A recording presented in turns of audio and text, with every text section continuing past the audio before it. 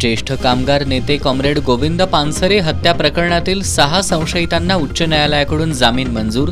सर्वोच्च न्यायालयात जायचं की नाही याबाबत वकिलांशी चर्चा करून निर्णय घेणार. डॉक्टर मेघा पानसरेंची निकालावर प्रतिक्रिया.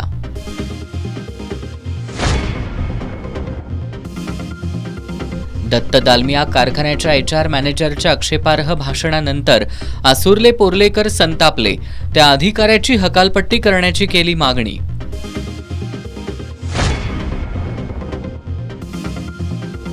मंगेश कोटुरे निर्मित आणि अनुप जत्राटकर दिग्दर्शित गाभ चित्रपटाची राज्य मराठी चित्रपट पुरस्कारांच्या अंतिम फेरीत धडक. सर्वोत्कृष्ट चित्रपटासह मिळाली 3 नामांकनं.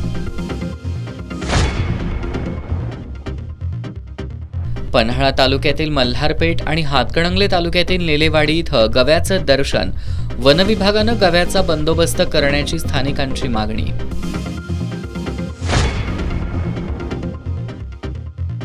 आणि अखिल भारतीय फुटबॉल स्पर्धेला न जाता रिव्हर्स गिअर टाकलेल्या खेळाडूंवर आता काय कारवाई होणार याकडे सर्वांचं लक्ष.